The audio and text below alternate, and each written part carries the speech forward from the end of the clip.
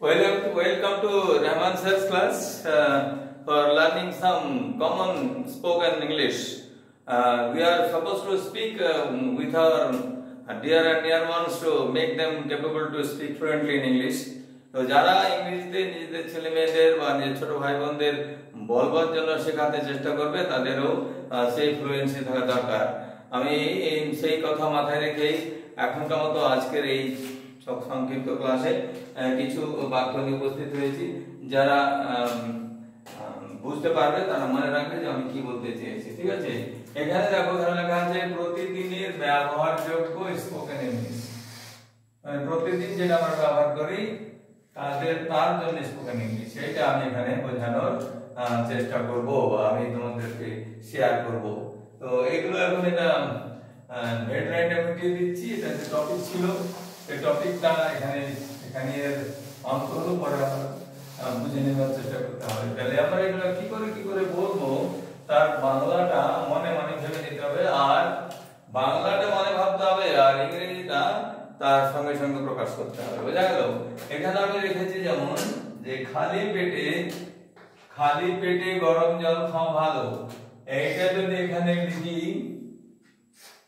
কি হবে? It is কি হবে? গুড আর কন্ডিশন লিখতে পারো, অথবা টপ ইংলিশ লেখা যাবে না। It is good to drink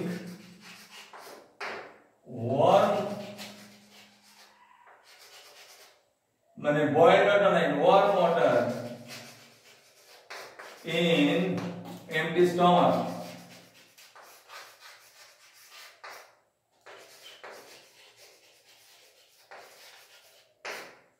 তো ইট ইজ গুড, এটা ভালো, কিসের জন্য ভালো? To drink, to drink warm water, কারণ এটা হালকা গরম, ঈষদুষ্ণ গরম বলা, এটা ওয়ার্ম ওয়াটার বলা, WRM warm water in empty stomach.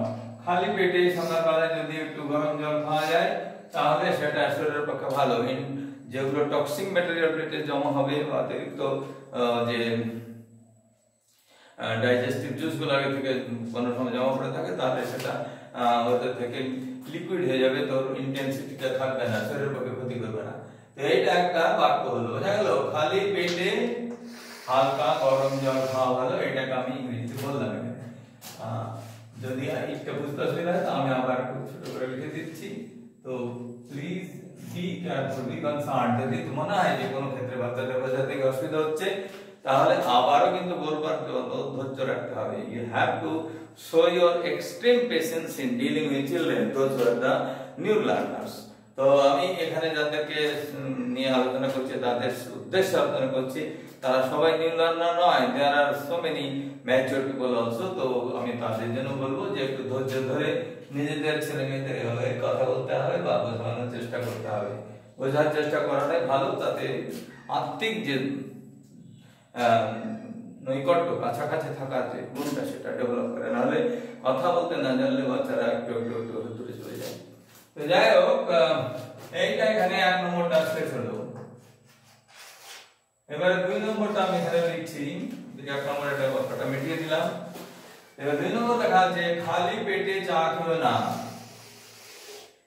চাটা খাওয়া বলতে নেগেটিভ সেন্টেন্স, এটা মানা করা হচ্ছে। ডোন্ট টেক টি, এখানে চাটা একটু করে চুমুক দিয়ে খাওয়া হয়, তো ড্রিঙ্ক করে না, কফি ড্রিঙ্ক করে, চা টেক করে। তো আজকাল চা তো অনেকেই ড্রিঙ্ক করে বলে দিচ্ছে, যাই হোক এটা ঠিক বলা যায়। Don't take tea in empty stomach.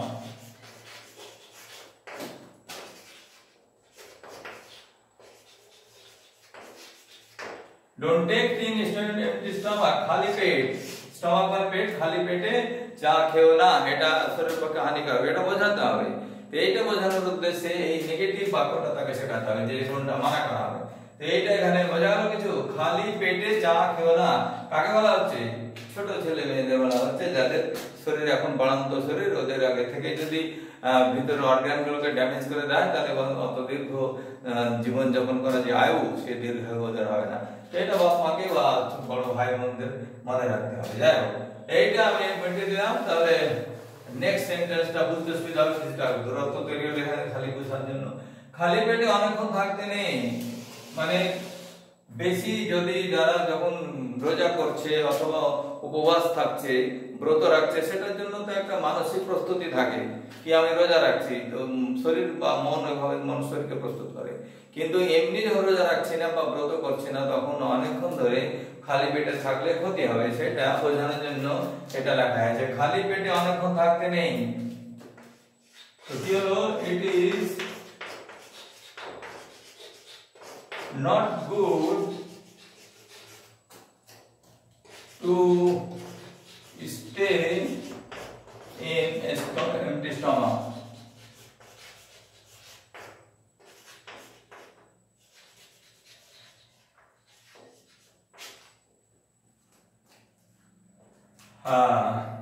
অথবা এটাকে ওইভাবে ডাউন করে লেখা যেতে পারতো যাই হোক it is not good to stay in empty stomach for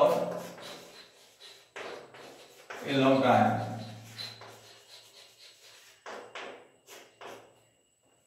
এটাকে আলাদাভাবে বলা যাবে don't stay in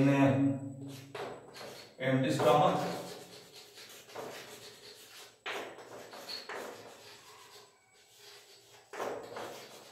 for long for a long time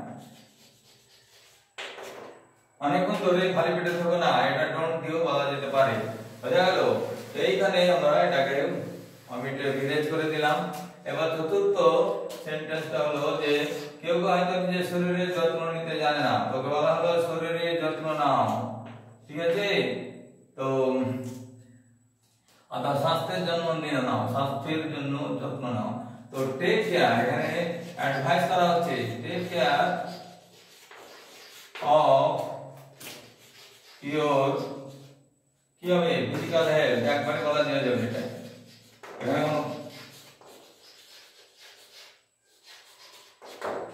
স্বাস্থ্যের যত্ন নাও বা শরীরের যত্ন নাও বডি না বলে ফিজিক্যাল হেলথ বলাটা বেশি স্বাস্থ্যকর বলে মনে হবে কথাটা অতটা গুরুত্বপূর্ণ বলে মনে হবে don't take care of your physical health তোমার শারীরিক যে হেলথ স্বাস্থ্যটা সেটা ভালো রাখতে হবে সেটা ভালো রাখো খালি গায়ে আবার নেক্সট বাক্যটা লেখা আছে খালি গায়ে বেশিক্ষণ রোদের মধ্যে দাঁড়িও না ঠিক আছে খালি গায়ে বেশিক্ষণ 5 নম্বর এখানে বলছি don't stand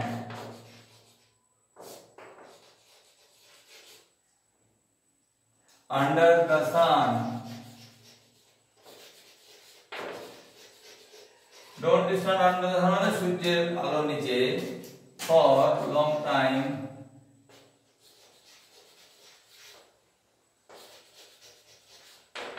with your bare body with your খালি গায়ে বেশিক্ষণ রোদের মধ্যে দাঁড়িও না এই যেটা বলা হচ্ছে দাঁড়িও নাটা এখানে চন্দ্রবিন্দু মিটে গেছে যাই হোক এই দাঁড়িও না বেশিক্ষণ রোদের মধ্যে দাঁড়িও না এটা বোঝানোর জন্য সেন্টেন্সটা একটু বড় হয়ে যাচ্ছে এটাও খেয়াল রাখতে হবে কি don't stand under the sun for long time with bare body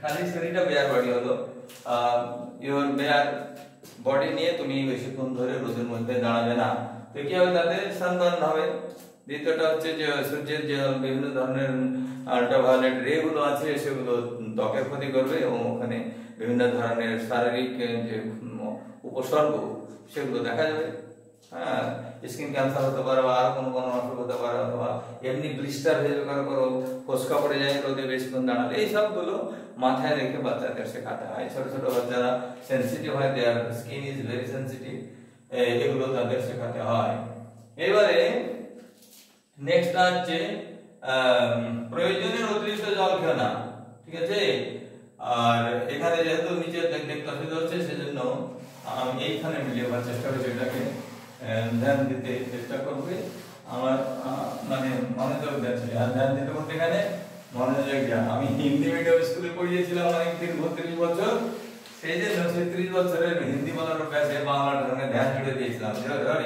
তো যাই হোক, প্রয়োজনের অতিরিক্ত জল খেও না। এখান থেকে এটা নিয়ে যাচ্ছি টেনে। তো ডোন্ট, এটা কত নম্বর? ৬ নম্বর। Don't drink excessive, don't drink excessive water unnecessarily.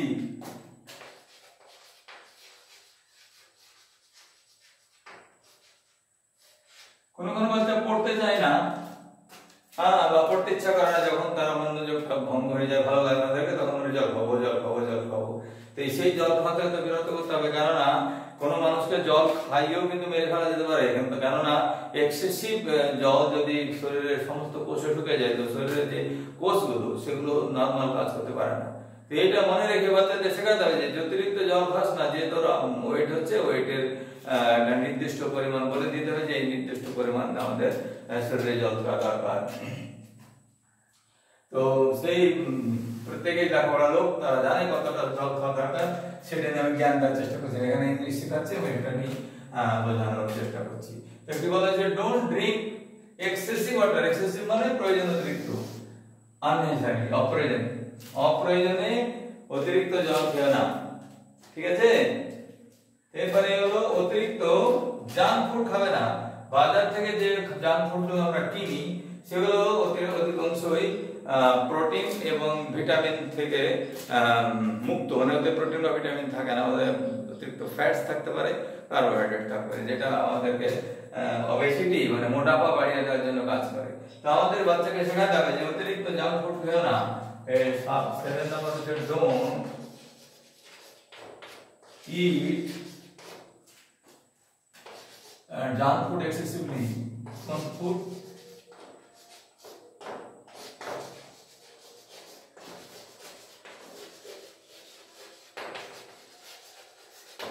তো বন্ধুরা, আমার এই আলোচনাগুলো যদি তোমাদের বোধগম্য হয়, বুঝতে পারো, ভালো লাগে, তাহলে এটাকে অবশ্যই লাইক করে দিও, কারণ আমার সঙ্গে জুড়ে থাকার এটা একটা ভালো মানে মাধ্যম হবে। এবং সাবস্ক্রাইব করে দেবে নিশ্চিতভাবে, আশা করব, যাতে আমাদের যে বন্ধন সেটা অটুট থাকে।